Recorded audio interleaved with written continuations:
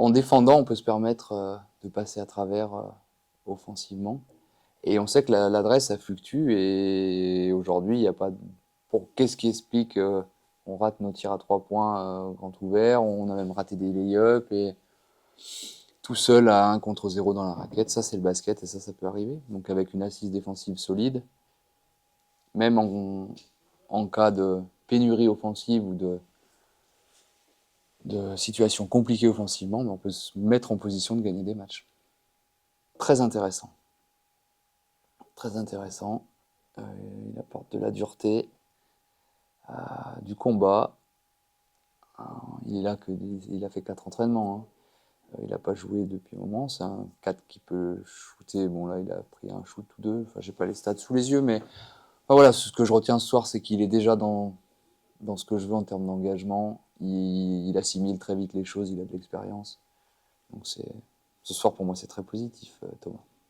Même en n'étant pas bon offensivement, j'ai pas senti une grosse frustration ou des gars qui lâchaient et une attitude un petit peu négative. Donc ça, c'est déjà un gros progrès. On n'est pas bon en attaque. J'imagine que tous les joueurs sont frustrés parce que ça se passe pas comme on veut.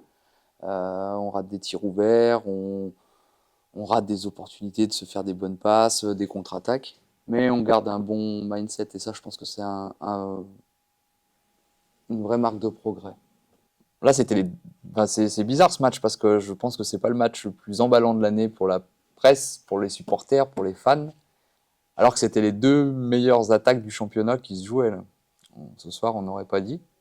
Mais il faut aussi mettre du crédit si on a des joueurs en attaque, du crédit à Antibes, qui est une équipe du haut de tableau, un top budget, et qui nous a fait déjouer aussi avec sa défense. Ils ont beaucoup switché. Enfin, voilà, ce que je veux dire, sans rentrer dans les termes techniques, c'est que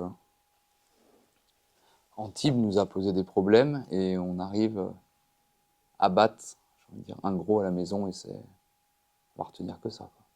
Quoi. Ouais, c'est partagé. Bah, je pense qu'on a été vraiment serein, comme tu l'as dit, et vraiment solidaire en défense notamment, où je trouve que voilà, on a vraiment passé un cap sur les deux derniers matchs. Donc je suis vraiment content de ce qu'on a produit 40 minutes. Alors on a un petit passage à vide sur le quatrième, où ils mettent un petit run, mais je suis plutôt content de ce qu'on a fait, même si on doit encore progresser et faire mieux. Mais ça fait 2 fois qu'on tient les équipes adverses au-dessous de 70 points, donc c'est plutôt bon signe par rapport aux défaites qu'on avait eu un peu avant.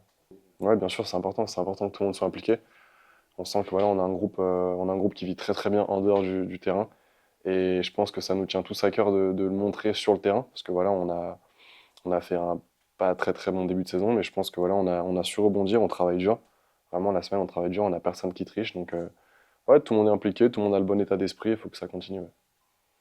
Bah, je pense qu'il nous donne confiance défensivement. Voilà, il croit en nous et c'est peut-être que voilà, certains gars peut-être ont manqué un peu de ça sur le début de saison, de la confiance.